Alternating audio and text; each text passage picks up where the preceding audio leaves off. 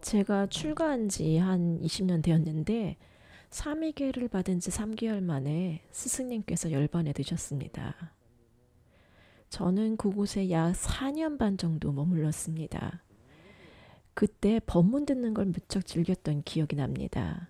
그 당시에는 지금처럼 실시간 법문이 없었습니다. 우리는 매일 선화 상인의 녹음된 법문을 들었습니다. 하루에 1시간 반 분량의 테이프를 매일 들었습니다. 가능한 경우 영어로 통역해 주었고 대부분은 중국어와 영어로 되어 있었습니다. 그 중에서는 화환경 법문을 들을 때 정말 즐거웠습니다. 그분의 설법에는 뭔가 매혹적이고 사람을 사로잡는 힘이 있었습니다. 들으면 들을수록 더욱 빠져듭니다. 드라마보다도 더 흥미롭습니다.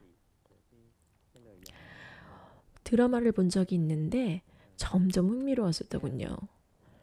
화환경 법문을 들을 때 느꼈던 감정이 그러했습니다. 그 시절 저는 질문을 하고 싶어서 안달이 났습니다. 그런데 물어볼 사람이 없었습니다. 가끔 질문할 기회가 주어지면 스승님께서 미리 준비하신 강의를 하시고 끝날 때쯤 질의응답 시간을 10분 정도 주셨습니다. 그런데 통역을 두 언어로 했기 때문에 실제로 질문할 수 있는 시간은 고작 5분 정도밖에 되지 않았습니다. 하지만 그 모든 법문을 들을 수 있었다는 사실이 얼마나 감사했는지 모릅니다. 저는 그것이 얼마나 큰 복인지 깨달았습니다. 카톨릭에는 일요일마다 정장을 차려입고 교회에 가서 하느님의 말씀을 듣는 전통이 있습니다. 저는 그 전통이 정말 멋지고 훌륭하다고 생각합니다. 좋은 말씀을 들을 수 있다는 것이 얼마나 큰 복인지 깨달았습니다. 정말 중요합니다. 기독교인들과 카톨릭 신자들은 신심이 깊습니다. 아침 일찍 일어나서 옷을 차려입고 교회에 가서 좋은 말씀을 듣습니다. 그 전통이 정말 멋지고 훌륭합니다. 저는 4년 반 동안 매일 좋은 말씀을 들을 수 있었습니다. 성인의 가르침을 하루도 빠짐없이 1시간 반씩 들었습니다. 그건 정말 대단한 경험입니다. 좋은 말씀을 듣지 않으면 인생에 대한 올바른 관점을 놓치게 됩니다. 우리의 삶을 바른 방향으로 인도하려면 정확한 법리를 들어야 됩니다. 그래서 법문 듣는 것이 중요합니다. 옛날 중국에서는 제자들에게 이렇게 가르쳤습니다. 경을 해석하는 법사가 있으면 어디든지 가라. 그들은 직접 경전책을 들고 절로 갔습니다. 그때는 경전이 너무 귀해서 절에서도 경전을 나눠줄 수가 없었습니다. 경전 한 권이 매우 비쌌기 때문입니다. 그래서 경전 있는 사람은 직접 가지고 가서 법문을 들었습니다. 이제는 절에 오는 사람이 몇 명 되지 않고 대승경전을 듣는 사람은 거의 없습니다. 저는 이 상황이 바뀌길 바랍니다. 사람들이 대승경전 강의를 소중히 여기게 되길 바랍니다. 그렇지 않으면 대승불교가 널리 퍼지고 번성하기가 어렵습니다. 경전 해석은 꼭 필요합니다. 부처님의 가르침 그 자체이기 때문입니다. 경전을 들을 때 우리는 세상에서 가장 지혜로운 가르침을 듣는 것입니다. 그만큼 중요하고 그만큼 훌륭한 일입니다. 부처님께서는 위대한 사람이 30 이상 있었습니다. 모든 부처님께는 뛰어난 존재로의 32가지 뚜렷한 특징이 있었습니다. 이 30 이상은 매우 훌륭하고 장엄해서 사람들이 부처님을 존경하고 사랑하고 감복하게 만듭니다. 이러한 상은 덕의 결과로 나타난 것입니다. 저는 사람들이 얼굴에 대해서 배우기 시작했습니다. 어떤 사람은 얼굴이 둥글고 어떤 사람은 각지고 삼각형입니다. 각각의 얼굴 형태는 그 사람의 성품과 본성을 드러냅니다. 물론 그것은 고정된 것이 아닙니다. 왜냐하면 수행을 하면 얼굴 생김새가 바뀌기 때문입니다.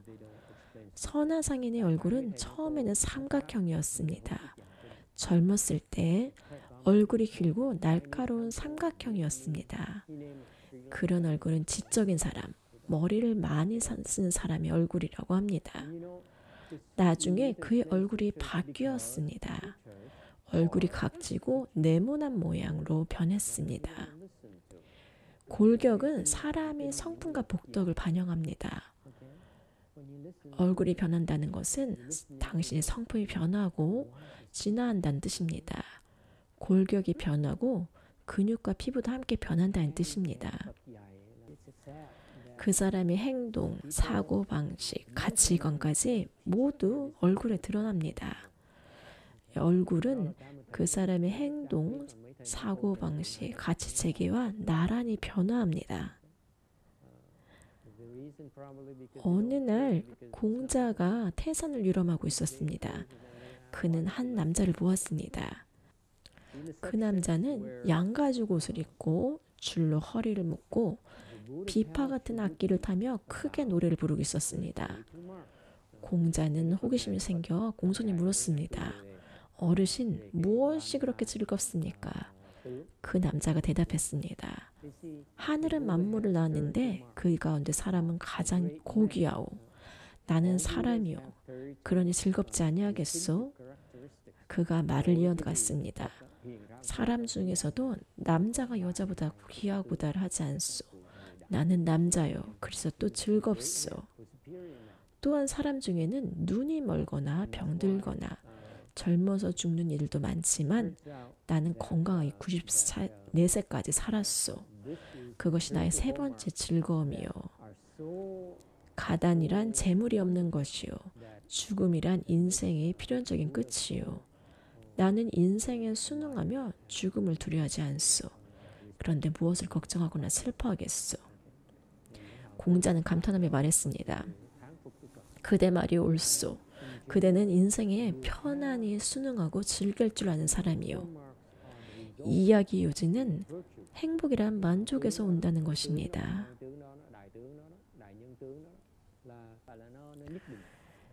여기서 남녀를 비교하려는 게 아니라 자연의 본성에 따라 사는 것이 중요하다는 것입니다. 우리는 일어나는 일에 순응해야 합니다. 이긴다 진다는 마음이 있으면 이미 집착이 생긴 것입니다. 그게 바로 편견입니다. 제가 전하고 싶은 핵심은 이것입니다. 자연의 본성을 알아차리고 그에 따라라. 그것하고 싸우지 말아라. 음과 양이 생긴 이유는 과거의 원인과 인연 때문입니다. 어떤 사람이 양기가 강한 이유, 어떤 사람이 음기가 강한 이유, 전생의 인연과 원인 때문입니다. 그래서 지금 이 생에서 누구는 양이 더 많고 누구는 더 음이 더 많습니다. 남자의 몸을 가졌지만 음이 더 강한 사람도 있고 여자의 몸을 가졌지만 양이 강한 사람도 있습니다. 세상에는 무한한 변형이 존재합니다. 좋고 나쁘고의 문제가 아닙니다. 중요한 점은 우리는 판단하지 않습니다. 우리는 그저 있는 그대로입니다. 굳이 판단할 필요가 없습니다. 우리는 모든 존생을 제도하겠다고 선을 세웁니다. 이 뜻은 어떤 차별도 없이 모든 존재를 돕겠다는 뜻입니다. 그래서 수행에서 우리는 자신의 편견을 인식하는 법을 배워야 됩니다. 그 편견이 사람들을 돕는 것을 방해하기 때문입니다. 그래서 우리는 끊임없이 자신 안의 편견을 보고 더 포용적이 되게 노력합니다. 모든 변화, 모든 변형들은 업에서 비롯된 것입니다. 모든 것은 업보일 뿐입니다. 30 이상 또한 업보의 결과일 뿐입니다. 30 이상을 통해 열애를 관할 수 있는가? 관한다는 것은 육안으로 보는 것이 아니라 마음으로 보는 것을 뜻합니다. 육안으로 보는 것이 아니라 마음의 눈으로 보는 것입니다. 나는 여자야. 나는 남자에게 억압받고 있어. 이것은 육안으로 보는 것입니다. 범부의 생각입니다. 그들은 눈으로 본 그대로 믿습니다. 남자의 상, 여자의 상에 집착합니다. 반면에 불자들은 그렇게 하지 않습니다. 그들은 상을 보고 마음으로 봅니다. 상을 초월합니다. 상에 집착하지 않습니다. 육안은 상에 집착합니다. 그러나 수행자는 마음으로 보기 때문에 상에 집착하지 않을 기회를 갖습니다. 어떤 사람을 표정을 보고 이렇게 말합니다. 아, 이 사람은 나를 좋아하는구나. 나한테 미소를 지었거든. 그건 눈으로 본 결과입니다. 근데 만약 여러분이 수행자라면 그렇게 단정 짓지 않고 마음을 써서 봅니다. 눈으로 먼저 보고 눈을 감고 마음을 봅니다. 이 마음을 쓰면 눈보다 훨씬 더 정확하게 봅니다. 미소는 속일 수 있습니다. 몸짓도 속일 수 있습니다. 마음은 속일 수가 없습니다. 진짜 수행자는 눈으로 보는 대신 마음으로 봅니다. 귀로 듣는 대신 마음으로 듣습니다. 범부는 육군으로 보고 듣는 반면 보살은 마음으로 보고 듣습니다. 보통 사람들은 세속지로 세상을 보고 보살들은 마음의 지혜로 세상을 봅니다. 사물을 들을 때 감각기관으로 듣지 말아야 됩니다. 이 감각기관들은 한계가 있기 때문입니다. 이 감각기관은 형상에 집착하기 때문에 사물의 진실한 본질을 볼 수가 없습니다. 열애가 30 이상 갖게 된 이유는 과거 선한 행위를 많이 쌓았기 때문입니다. 30 이상은 무수한 선업의 결정체입니다. 우리는 왜 예쁜 얼굴을 보면 좋아합니까? 보기 좋기 때문입니다. 비율이 아름답고 조화롭고 기분이 좋습니다.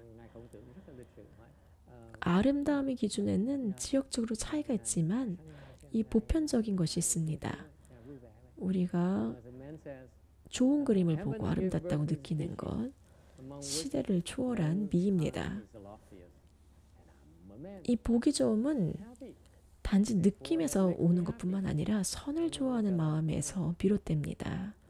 우리가 예쁜 것, 좋은 것을 좋아하는 이유는 단순히 예쁘고서가 아니라 그 예쁨이 선한 행위의 결과이기 때문입니다. 선은 아름다움을 낳고 악은 아름다움을 만들 수가 없습니다.